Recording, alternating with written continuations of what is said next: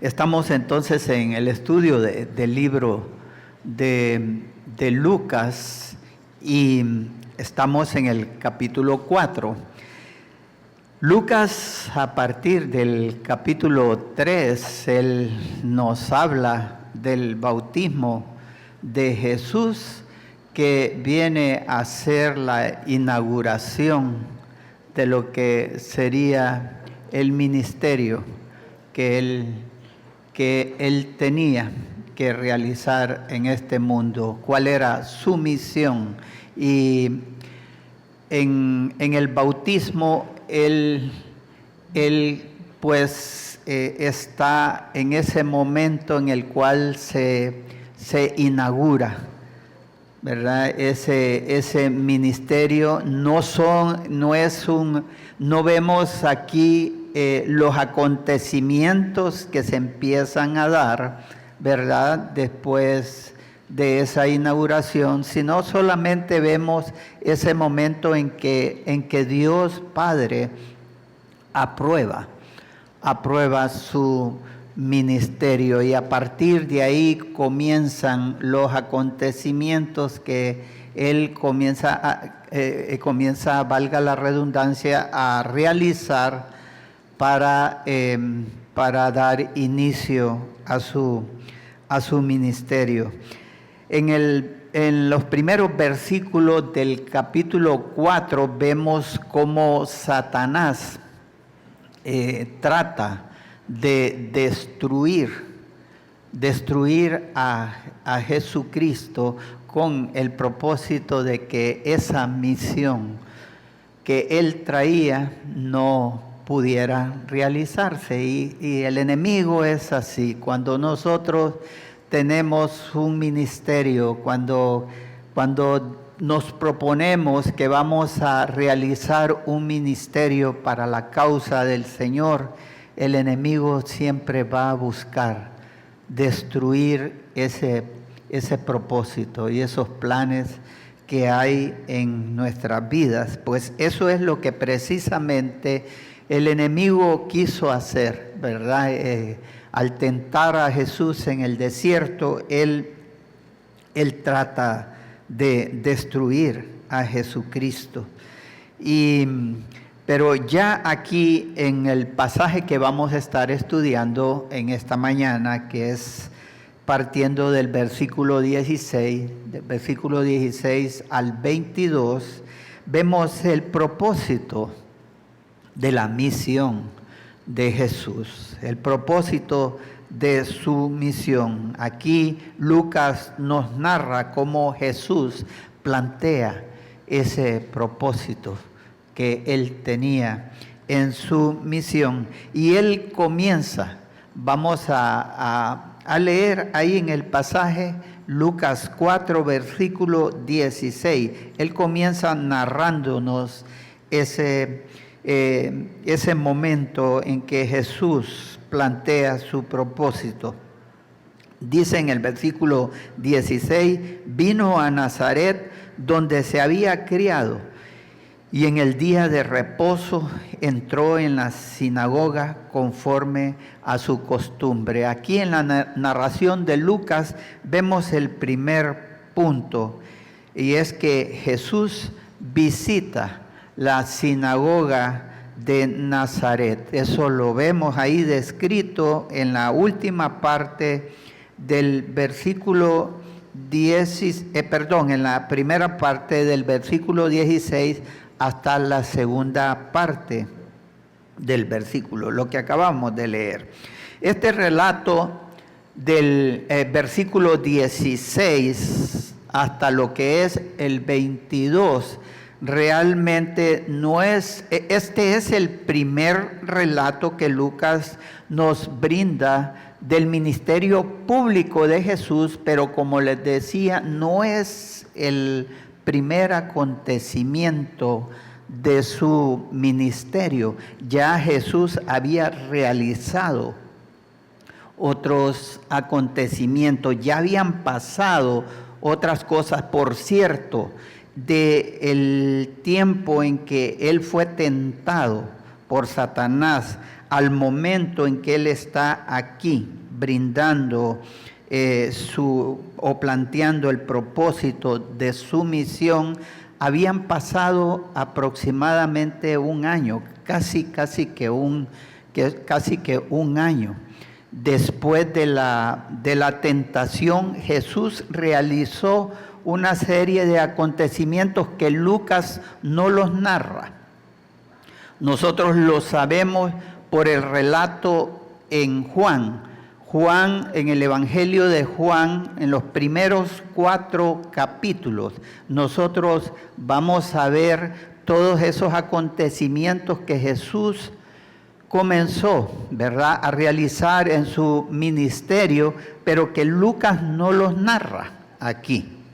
Lucas se salta del momento en que Jesús es tentado al momento en que Él viene y llega a la sinagoga de Nazaret y nos presenta el propósito de su ministerio.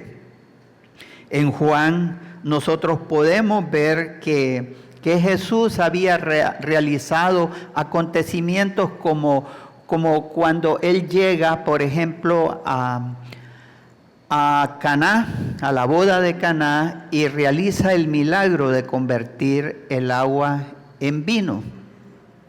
También Juan nos narra de su visita a Capernaum, ¿verdad?, que es otro acontecimiento.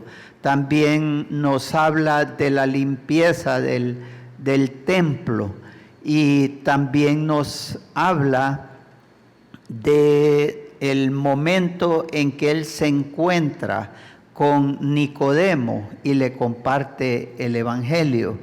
Y nos habla también Juan del momento de su encuentro con la samaritana, la mujer samaritana en el pozo. Entonces, vemos que todos esos acontecimientos no nos los relata Lucas aquí, pero la pregunta entonces que surge es: ¿por qué Lucas escoge hablarnos de este acontecimiento de la llegada de Jesús a la sinagoga de Nazaret y no escoge cualquiera de esos otros que yo les acabo de mencionar?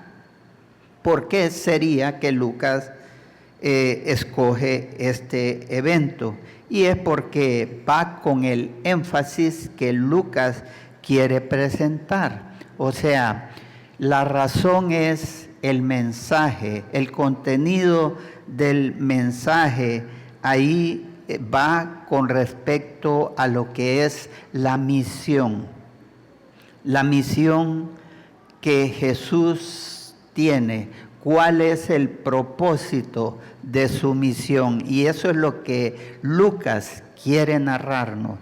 Eso es lo que él, después de hablarnos del bautismo, del momento en que se fundó, se inauguró esa misión, él nos habla del momento en que Satanás quiso destruir, quiso parar esa misión, y aquí viene ya a hablarnos de ese propósito de la misión. Josefo también nos cuenta, Flavio Josefo era un historiador de la antigüedad. Él nos cuenta que habían alrededor de ahí, de la provincia de Galilea, 240 pueblos y villas. Eso nos indica que en esa provincia de Galilea habían una cantidad de sinagogas que era tal vez superior a esta cantidad de 240, porque en cada pueblo podía haber más de una sinagoga.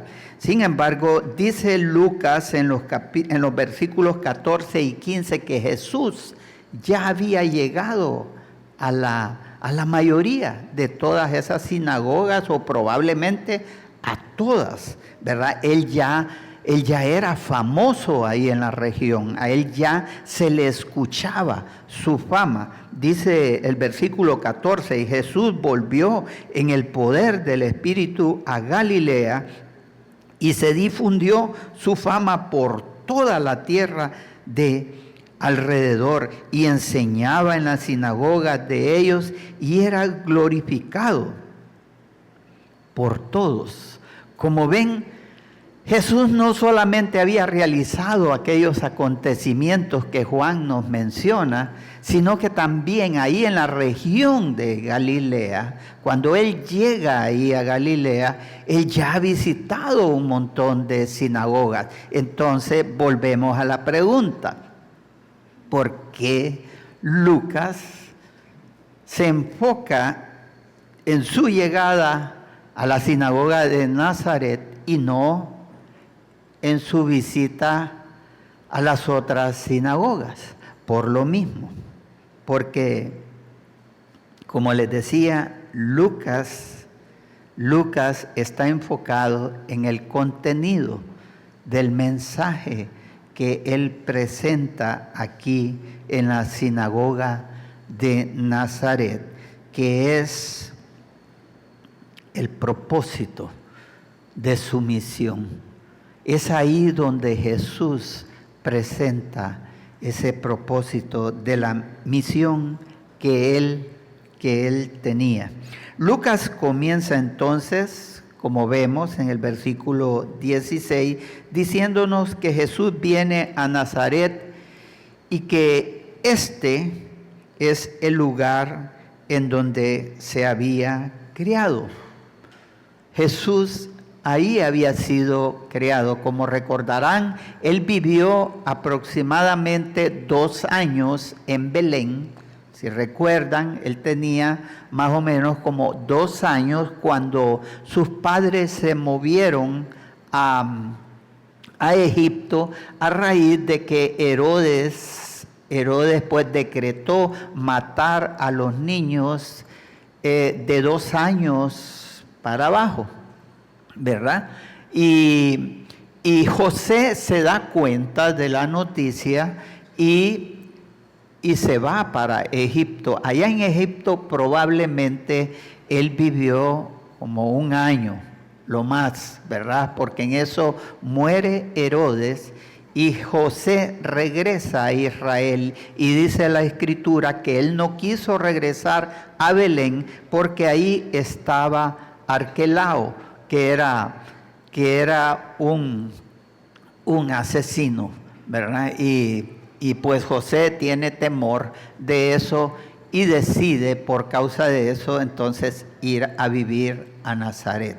Ahí es donde Jesús realmente fue criado, en Nazaret.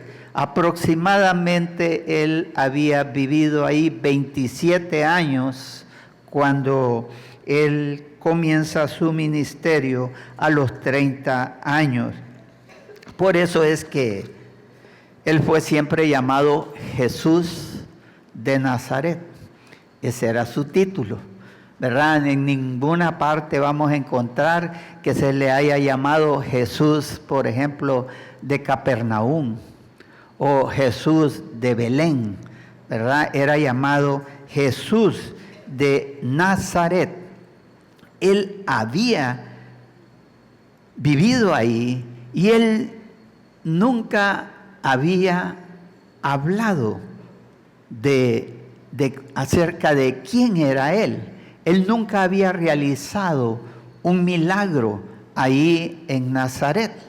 La gente solamente lo miraba como el hijo del carpintero, aquel hijo del carpintero que probablemente los sorprendía a ellos con relación a su perfección, con relación a su condición de ser una persona perfecta, ¿verdad? Sin pecado. Lo más seguro que era sorprendente hablar con él, ¿verdad?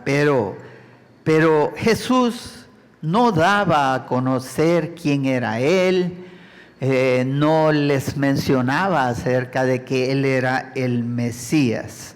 Entonces, él había sido bautizado, como les digo, comienza su ministerio, ha sido inaugurado y él pasa a la prueba con Satanás, y después de esa prueba, pues él realiza el milagro de convertir el agua en vino ya cuando él comienza su ministerio, y su ministerio él lo comienza en Judea, no en Nazaret. Sus primeros meses él los comienza ahí en Nazaret, excepto cuando él convierte el vino en agua, que lo realiza en Caná, ¿verdad? Que no queda en la provincia de Judea. Pero de ahí todos los eventos que él realiza, como la limpieza del templo, como su encuentro con la mujer samaritana, con Nicodemo, y todo eso, él lo realiza en Judea, en Judea. Él no comienza su ministerio entonces en Nazaret, ¿verdad? Pero aquí vemos en el relato de Lucas el regreso de Jesús a la provincia de Galilea, y por consiguiente él visita la sinagoga del lugar donde él había sido criado. Y dice Lucas que él visita la sinagoga como era su costumbre, Y en el día de reposo, dice, entró en la sinagoga conforme a su costumbre. Esto nos enseña algo. Las sinagogas no eran lugares que de repente no se habían, ¿cómo decirles? No era algo que Dios pues les había ordenado al pueblo a que debían de hacerlo, sino que el pueblo, en su necesidad de tener un lugar donde congregarse, pues piensan en construir sinagogas, ¿verdad? Entonces, eran lugares de congregación donde venían y leían las escrituras y alguien explicaba el pasaje. Entonces, eran lugares así, y lo que vemos es que Jesús aprueba eso. Y él toma como costumbre asistir a esas sinagogas, ¿verdad? Entonces, eso nos muestra el ejemplo de Jesús. Él busca el lugar donde más se habla de la palabra de Dios. Y eso es lo que Dios quiere también enseñarnos a nosotros con todo eso. Qué importante es que nosotros tengamos esa costumbre de asistir al lugar de congregación, al lugar donde se comparte la palabra de Dios, y tener eso como costumbre. La prioridad para Jesús fue la enseñanza en las sinagogas, y toda ciudad todavía tenía por lo menos una sinagoga, por lo menos una sinagoga. Dice en Juan 18:20, dice lo siguiente: Jesús le respondió, Juan 18:20, Jesús le respondió: yo públicamente he hablado al mundo, siempre he enseñado en la sinagoga y en el templo, donde se reúnen todos los judíos, y nada he hablado en oculto. Ahora, ustedes se preguntarán, ¿y qué es una sinagoga? ¿De qué estamos hablando? ¿Verdad? En las Escrituras se habla del templo, pero Pero aquí también se está hablando de sinagoga. ¿Y cuál es la diferencia? ¿De qué se trata? Filo, un escritor judío también de la antigüedad, nos cuenta que las sinagogas tenían un nombre, eran llamadas las casas de instrucción. Las casas de instrucción. Y se eran llamadas así porque era el lugar donde se enseñaba la palabra de Dios. No era para otra cosa, no era para otro tipo de enseñanza, era para enseñar las escrituras. El Antiguo Testamento era leído ahí, la gente escuchaba del expositor lo que leía del Antiguo Testamento y luego este expositor se sentaba para explicar el contenido del texto. O sea, qué es lo que significaba, cuál era la interpretación de ese texto. Entonces, las personas llegaban a ese lugar para ser instruidas con respecto a la palabra.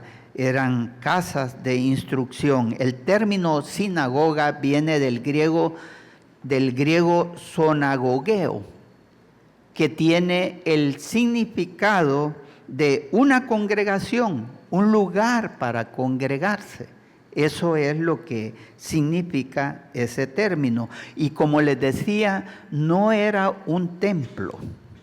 No era un templo. Por ejemplo, ahí no se hacían sacrificios de ninguna índole, no había un altar ahí, no se hacían celebraciones de ninguna índole ahí, no hay ningún tipo de artículos sacerdotales en ese lugar. Simplemente era un espacio donde ellos venían y escuchaban la palabra de Dios. Ahora, ¿qué es lo que se necesitaba para tener una sinagoga? Y quiero decirles, hermanos, me estoy tomando este tiempo porque esto es importante que nosotros lo entendamos, porque en todo lo que Lucas nos va a seguir narrando acerca de la misión de Jesús, vamos a encontrar a cada momento este tema, el tema de las sinagogas, ¿verdad? Entonces, por eso es importante que entendamos esto, y le estoy dedicando un buen tiempo a esto para que comprendamos, tengamos un contexto de lo que Lucas nos está narrando. Lo que se necesitaba para construir una sinagoga eran por lo menos 10 hombres en un lugar, 10 hombres judíos que solicitaran la construcción de una sinagoga. La sinagoga era construida en ese lugar de piedras, era una construcción que la hacían viendo hacia Jerusalén. Entonces, el expositor llegaba y empezaba a compartir la palabra de Dios viendo hacia Jerusalén. Ahora, estas sinagogas, por todo lo que vemos aquí, comienzan a darse, ¿verdad?, en el ámbito del pueblo de Israel por los propósitos de Dios, por la providencia divina, que Dios sabía que eran los lugares que el Señor Jesucristo iba a utilizar para llegar y brindarles la enseñanza correcta al pueblo de Israel. Como vemos ahí, la providencia de Dios, las sinagogas, ¿verdad? Ahora, ¿cómo es que surgen? ¿Por qué surgen las sinagogas? Como recordarán, en el año 603, los babilónicos invaden el reino de Judá y se llevan cautivo a un grupo del pueblo del pueblo de Judá.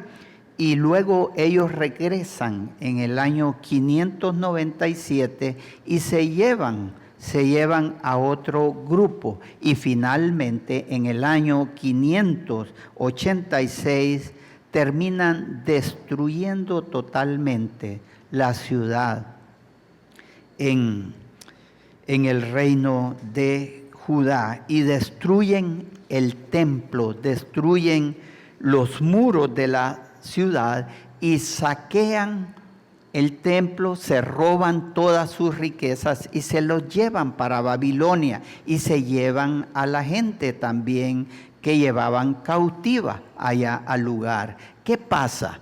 El pueblo judío no tenía ya un lugar donde escuchar la palabra de Dios.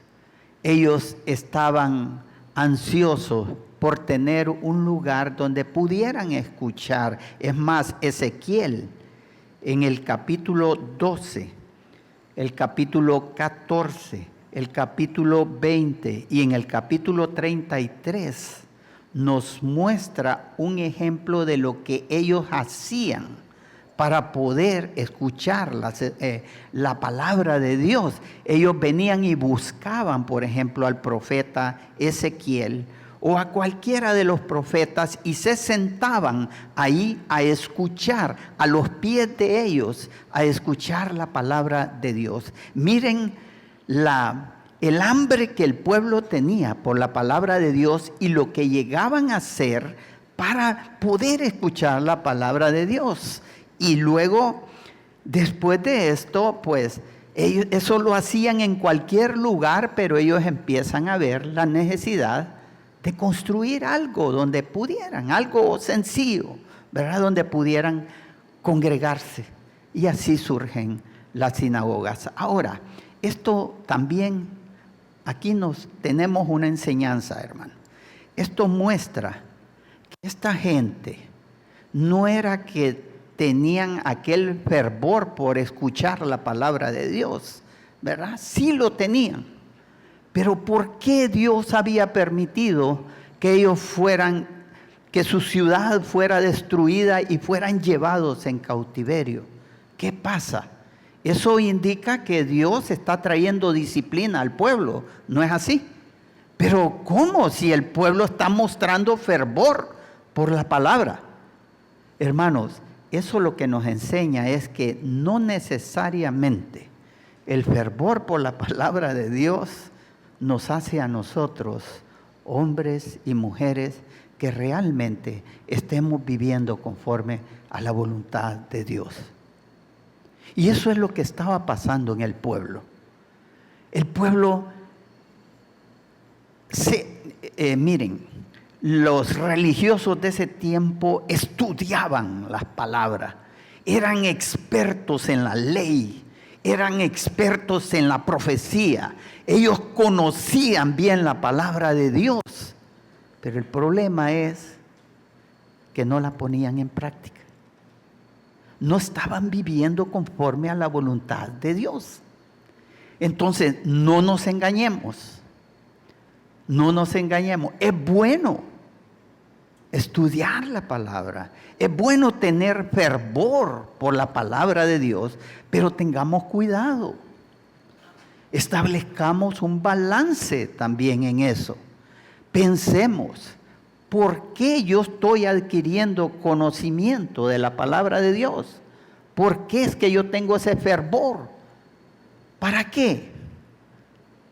Para mostrar cuánto yo sé de la palabra, para mostrarme como un gran maestro de la palabra y para aparentar ante la gente. ¿O estoy ansioso de la palabra de Dios porque quiero poner en práctica su palabra en mi vida?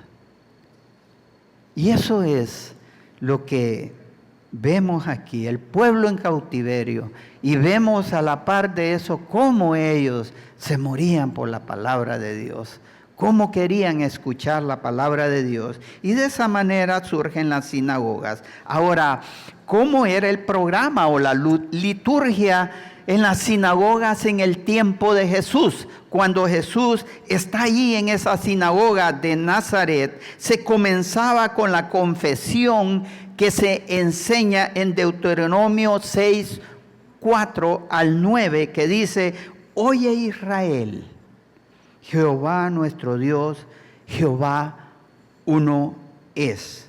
Así comenzaba normalmente el programa y toda la congregación recitaba ese texto.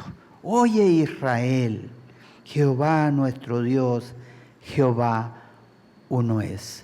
Y a continuación venía un tiempo de oración, un tiempo de oración colectiva, donde venían algunos y también recitaban plegarias conforme a sus costumbres, conforme a los ritos que ellos tenían ahí en la sinagoga.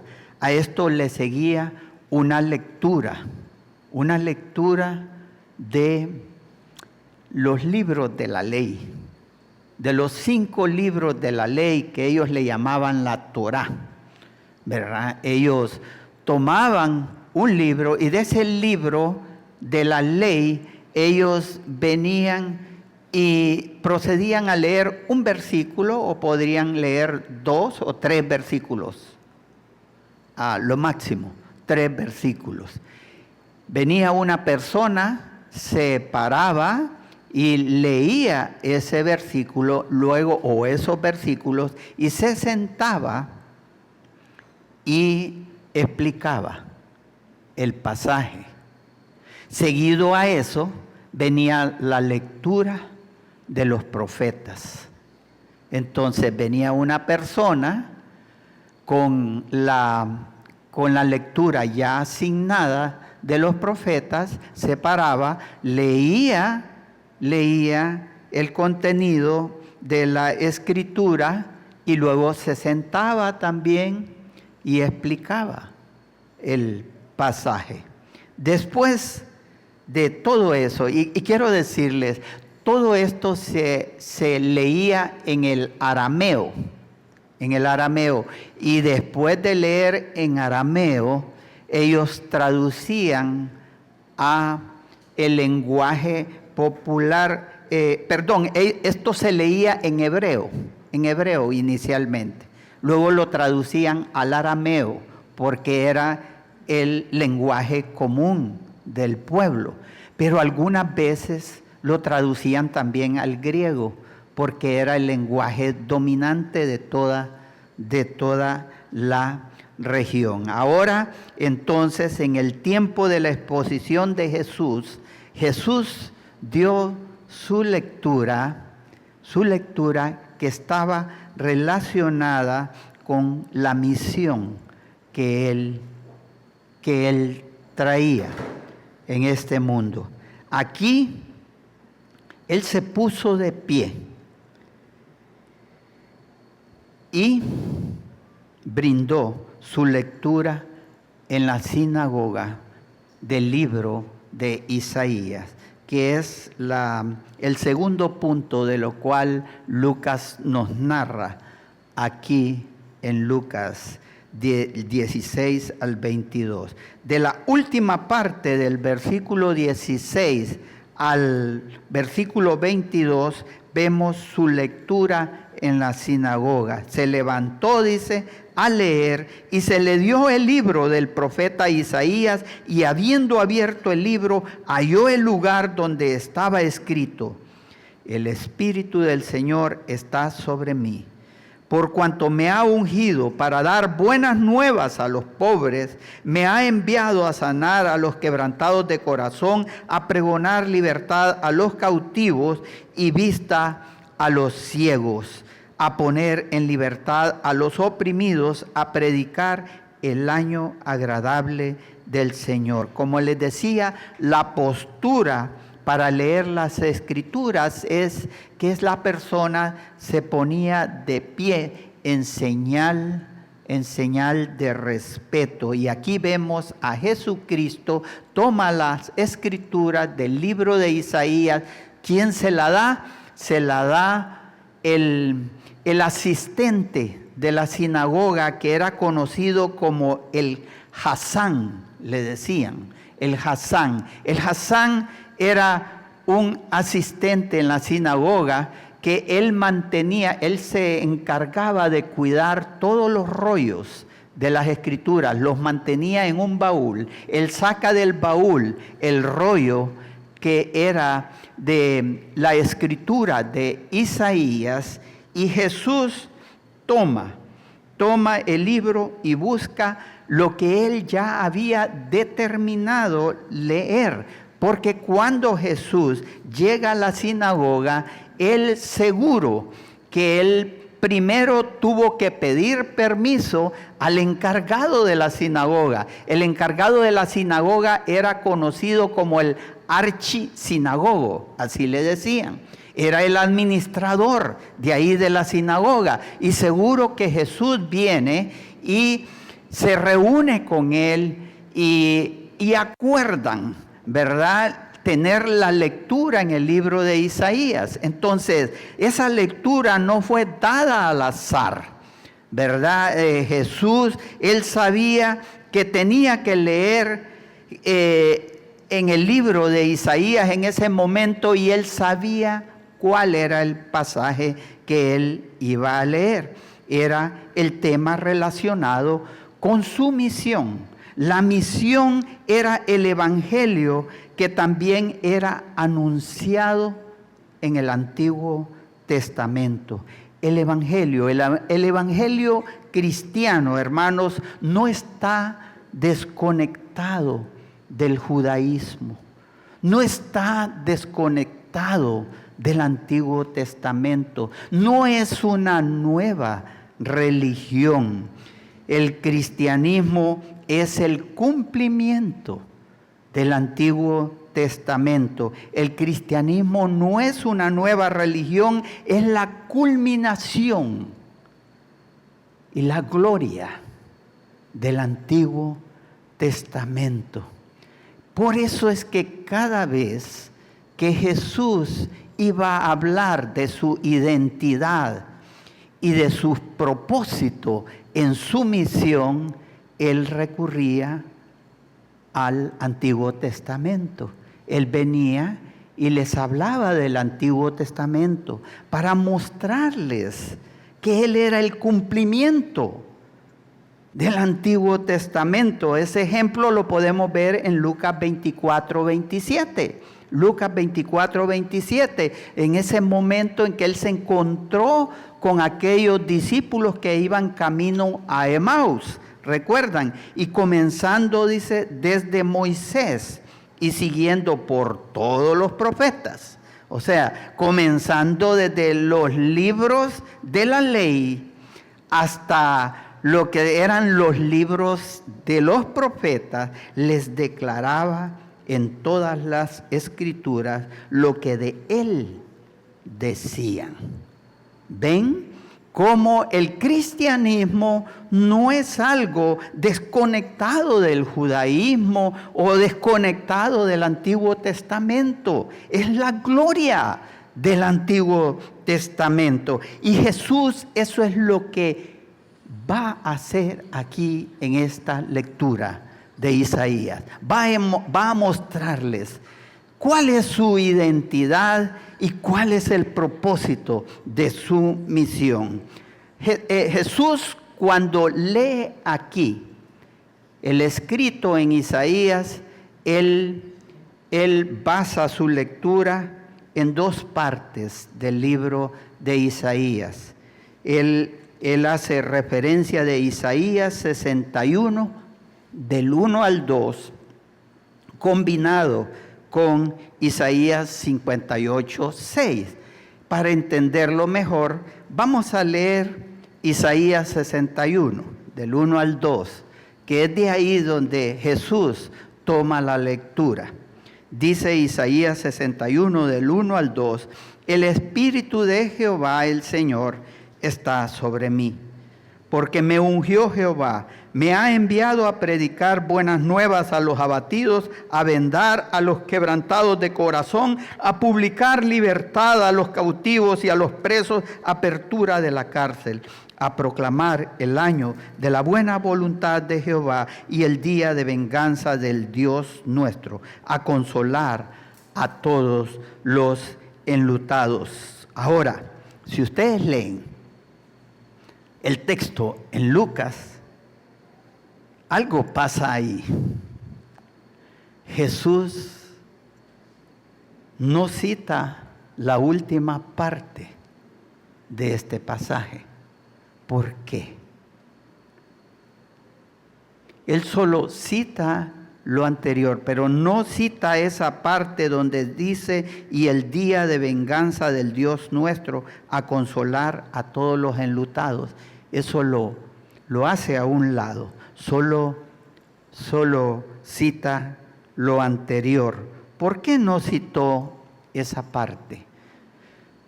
Porque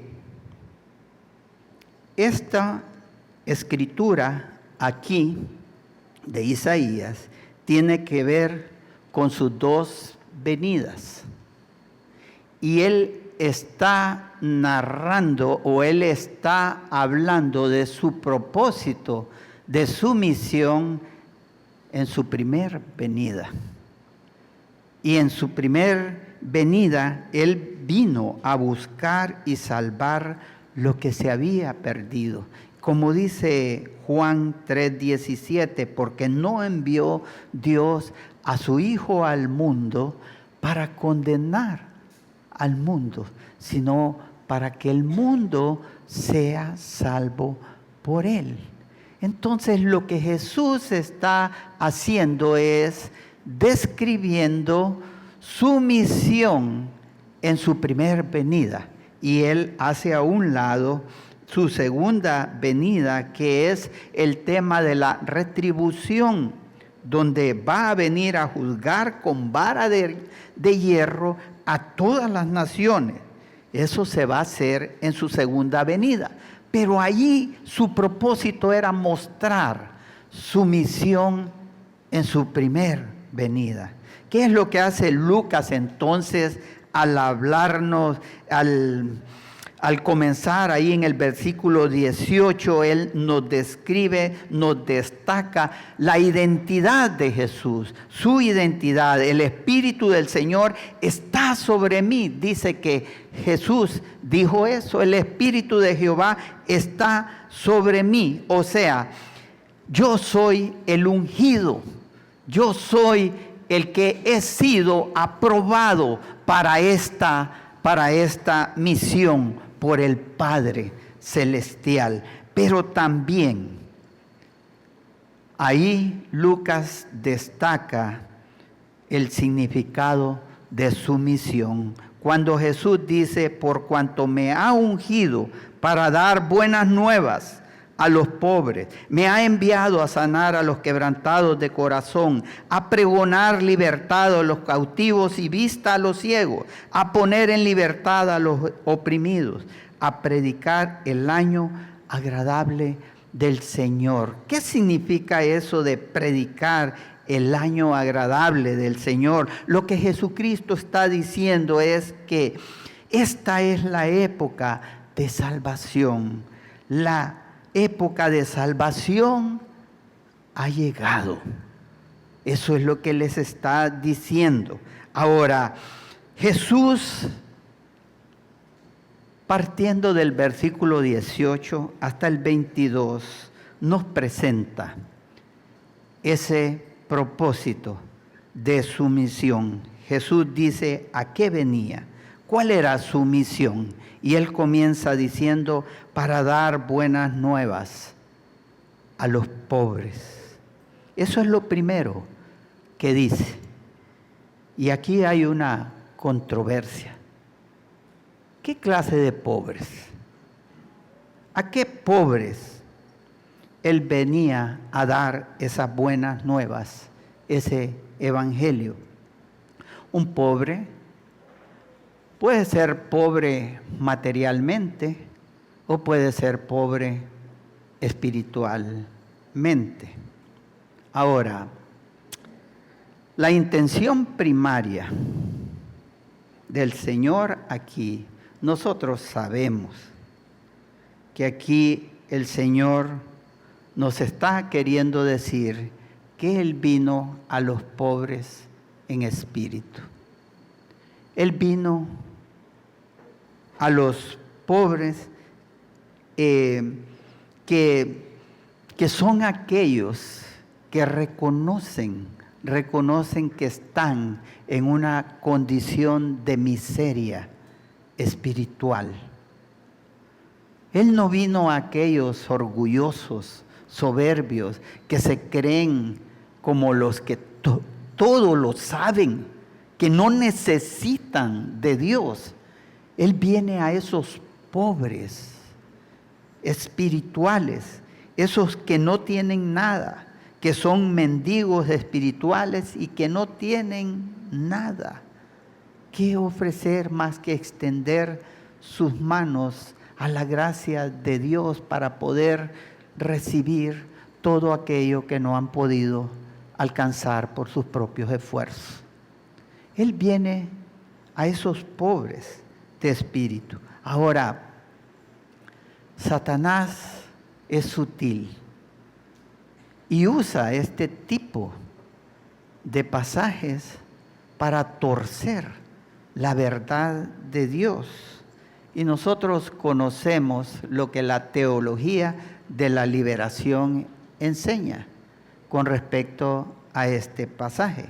Ellos enseñan que la misión de Jesús fue cambiar las estructuras sociales. Él vino a transformar esos sistemas políticos de gobierno para proteger a los pobres materialmente. Nosotros sabemos que eso es una mentira de Satanás, porque ese no es el pecado. Esa exclusión social es consecuencia del pecado.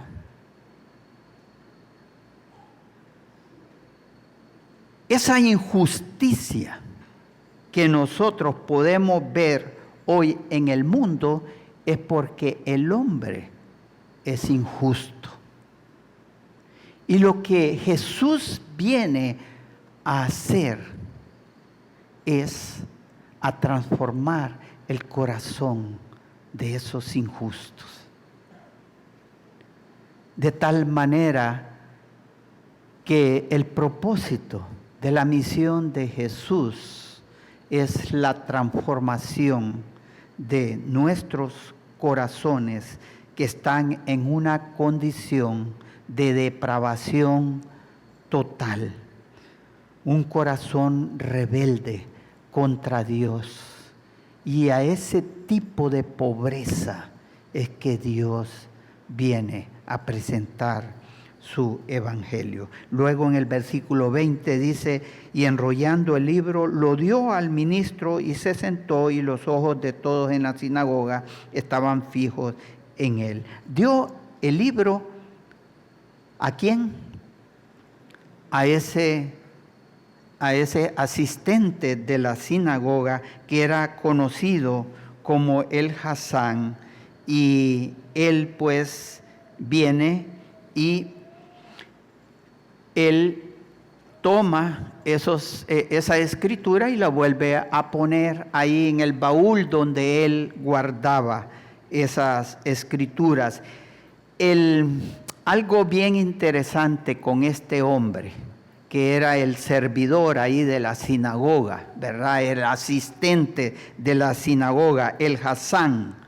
Se dice que este hombre, él tenía que ser una persona irreprensible.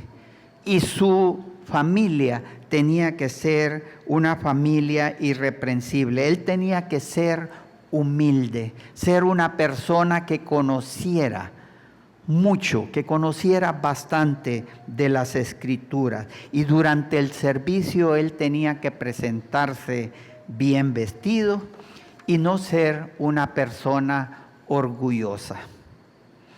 Todas estas cualidades que vemos aquí en este hombre son las que Pablo, el apóstol Pablo, guiado por el Espíritu, inspirado por el Espíritu de Dios, tomó para los requisitos de un anciano y de un diácono en las iglesias.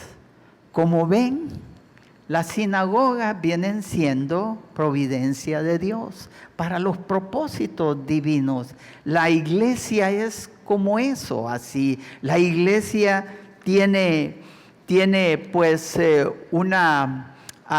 un programa que seguir más o menos similar a lo de las sinagogas, ¿verdad? Tenemos una liturgia, cómo manejamos las cosas en base a lo que nosotros vemos en las Escrituras. Y comenzó a decirles: hoy se ha cumplido esta Escritura delante de nosotros. Noten una cosa, en el texto no dice Lucas qué es lo que predicó Jesús. Simplemente dice: y comenzó a decirles: hoy se ha cumplido esta Escritura delante de vosotros. Comenzó a decirles. Esto supone que habló por más tiempo, que dijo otras cosas más que Lucas no las describe aquí. Lucas se limita solamente a narrar lo que está relacionado con la identidad de nuestro Señor Jesucristo. Hoy está frente a ustedes el cumplimiento de lo que Isaías dijo y que acabo de leer.